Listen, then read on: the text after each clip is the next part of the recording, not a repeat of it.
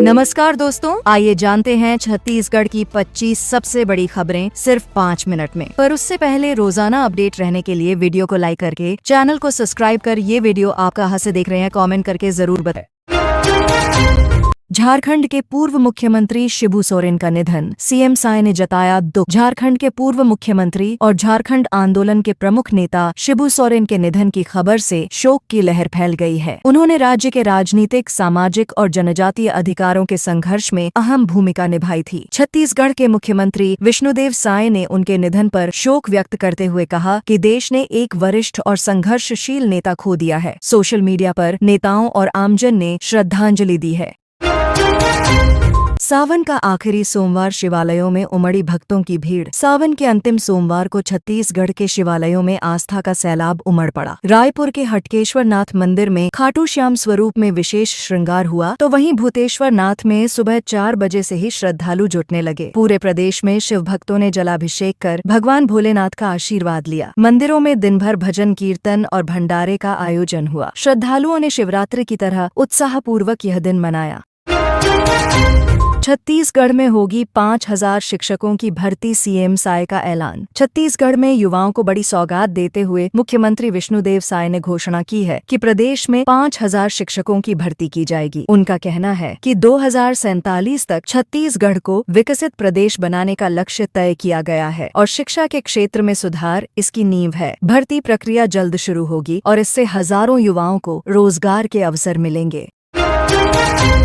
भूपेश बघेल का बीजेपी पर तीखा हमला, गौमाताओं की अनदेखी का आरोप। पूर्व मुख्यमंत्री भूपेश बघेल ने भाजपा सरकार पर निशाना साधते हुए कहा कि गौठान बंद कर राज्य सरकार ने मवेशियों को सड़कों पर मरने के लिए छोड़ दिया है। उन्होंने आरोप लगाया कि पिछले 20 दिनों में 50 से ज्यादा गायों की मौत हो चुकी है। भूपेश ने कहा कि गौमाताओं का श्राप बीजेपी को जरूर लगेगा। इस बयान के बाद सियासी हलकों में हलचल तेज हो गई है।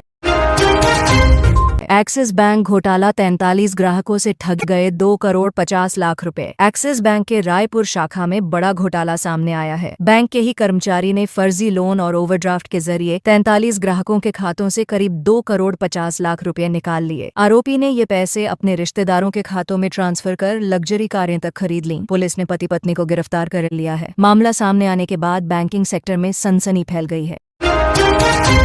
कोरबा तंवर समाज ने डीएसपी के खिलाफ खोला मोर्चा। कोरबा जिले में तंवर समाज के पदाधिकारियों ने एक डीएसपी के खिलाफ मोर्चा खोल दिया है। समाज की ओर से बिलासपुर में एफआईआर दर्ज करवाई गई है और आरोप लगाया गया है कि अधिकारी ने अपने पद का दुरुपयोग कर समाज को बदनाम करने की कोशिश की है। वहीं कोरबा में समाज की बड़ी बैठक भी आयोजित हुई, जिसमें इस मामले को लेकर रणनीति बनाई गई। कुम्हारी टोल नाका विवाद, कांग्रेस ने उठाए सवाल। कुम्हारी टोल नाका पर जनता से अवैध वसूली का मामला गर्माता जा रहा है। कांग्रेस नेताओं ने आरोप लगाया है कि सांसद ने इस टोल को अवैध बताया था, बावजूद इसके कार्रवाई नहीं हो रही। उनका सवाल है कि टोल वसूलने वालों को आखिर संरक्षण कौन दे रहा है। ये मुद्दा अब राजनीतिक रंग ले चुका है और लोग जवाब की मांग कर रहे हैं। पीएचडी के बाद खेती, गन्ने और सब्जियों से डबल मुनाफा। छत्तीसगढ़ में एक पीएचडी होल्डर किसान ने जमीन लीज पर लेकर गन्ने और सब्जियों की मिश्रित खेती शुरू की है। गन्ना 2-2 फीट की दूरी पर लगाया गया है और बीच में सब्जियां उगाई जा रही हैं, जिससे डबल मुनाफा हो रहा है। यह मॉडल अब आसपास के किसानों के लिए प्रेरणा बनता जा रहा है और कृषि क्षेत्र में नवाचार की मिसाल पेश कर रहा है। महावतार नरसिम्हा नहीं दिखे सिंगल स्क्रीन पर, लोगों ने जताई नाराजगी। साउथ सुपरस्टार अभिनीत फिल्म महावतार नरसिम्हा को लेकर रायपुर के दर्शकों में नाराजगी है। फिल्म शहर के किसी भी सिंगल स्क्रीन थिएटर में दिखाई नहीं जा रही, जिससे कई दर्शक मायूस हैं। लोगों का कहना है कि इस तरह की ऐतिहासिक फिल्म को ज्यादा से ज्यादा लोगों तक पहुंचाया जाना चाहिए, लेकिन मल्टीप्लेक्स की सीमित रिलीज से फैंस नाराज हैं। 150 किलो की दुर्लभ मछली बोध मिली मछुआरों के जाल में। छत्तीसगढ़ के एक जलाशय में मछुआरों के जाल में एक दुर्लभ बोध प्रजाति की मछली फंस गई, जिसका वजन करीब 150 किलो बताया जा रहा है। इतनी बड़ी मछली देख लोग हैरान रह गए। विशेषज्ञों के मुताबिक यह प्रजाति बहुत ही कम दिखाई देती है। सोशल मीडिया पर इसकी तस्वीरें वायरल हो रही हैं और लोग इसे भाग्यशाली पकड़ बता रहे हैं। हैं। MLA फंड ऐप लॉन्च, जनता जान सकेगी विधायक निधि का उपयोग। छत्तीसगढ़ सरकार ने एक खास मोबाइल एप्लीकेशन लॉन्च किया है, जिसके जरिए आम जनता अब यह जान सकेगी कि उनके विधायक ने विकास निधि कहां और कैसे खर्च की है। इस MLA फंड ऐप में प्रत्येक योजना, काम और राशि की पूरी जानकारी दी गई है। पारदर्शिता बढ़ाने की दिशा में इसे सरकार का बड़ा कदम माना जा रहा है। मौसम बदला मिजाज, कब बरसेंगे बादल। छत्तीसगढ़ में मानसून की बेरुखी अब लोगों को परेशान कर रही है। कई जिलों में तापमान सामान्य से 9 डिग्री तक अधिक रिकॉर्ड किया गया है। धूप और उमस ने आम जनजीवन को बेहाल कर दिया है। मौसम विभाग के अनुसार बंगाल की खाड़ी में सिस्टम बनने के संकेत मिल रहे हैं, जिससे आगामी दिनों में बारिश की संभावना जताई गई है। किसान भी बारिश के इंतजार में आसमान की ओर टकटकी लगाए बैठे हैं। गजराज ने हाईवे पर लगाया लंबा जाम, 2 किमी तक ट्रैफिक। नेशनल हाईवे पर उस समय हड़कंप मच गया जब एक हाथी घंटों तक सड़क पर डटा रहा। गजराज के अचानक रास्ते में आ जाने से दोनों ओर 2 किलोमीटर लंबा ट्रैफिक जाम लग गया। वाहन चालकों में अफरा तफरी का माहौल रहा। वन विभाग की टीम ने मौके पर पहुंचकर हाथी को सुरक्षित जंगल की ओर भेजा। इस घटना ने एक बार फिर मानव और वन्यजीव संघर्ष की चुनौती को उजागर किया है।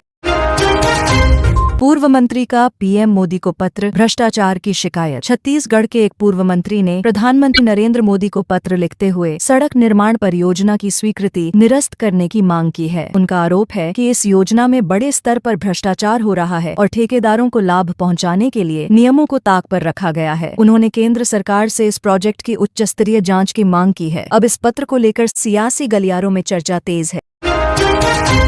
पैडलरों का बड़ा गिरोह सक्रिय, नॉर्थ ईस्ट से छत्तीसगढ़ तक ड्रग्स तस्करी। पंजाब से हेरोइन और नॉर्थ ईस्ट से MDMA की खेप छत्तीसगढ़ पहुंचाने का बड़ा रैकेट सक्रिय हो गया है। पुलिस की जांच में सामने आया है कि ड्रग्स की तस्करी में पैडलर गैंग ट्रांसपोर्टरों की मदद ले रहे हैं। हाल ही में की गई छापेमारी में कई संदिग्धों को हिरासत में लिया गया है। नशे का ये नेटवर्क युवाओं को जाल में फंसा रहा है, जिससे समाज में चिंता का माहौल है।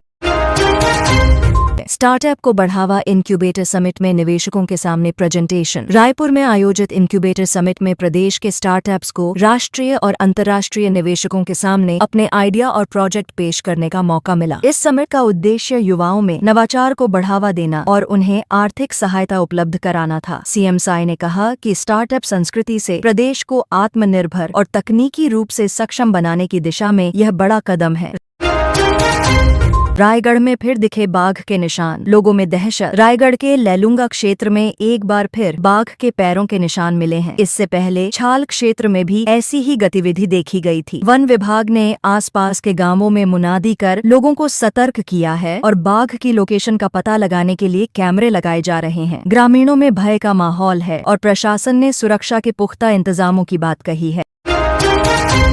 सत्यनारायण बाबा धाम में उमड़ा जन सैलाब, दिन भर चला महाभंडारा। सावन सोमवार के अवसर पर रायगढ़ के श्री सत्यनारायण बाबा धाम में श्रद्धालुओं का सैलाब उमड़ पड़ा। शिवालयों में हर हर महादेव के जयकारों से वातावरण गूंज उठा। लाखों भक्तों ने दर्शन कर पूजन किया और भंडारे में प्रसाद ग्रहण किया। पूरे दिन मंदिर परिसर में भक्ति भावना का माहौल रहा। आयोजन समिति ने बताया कि इस बार रिकॉर्ड संख्या में श्रद्धालु पहुंचे हैं।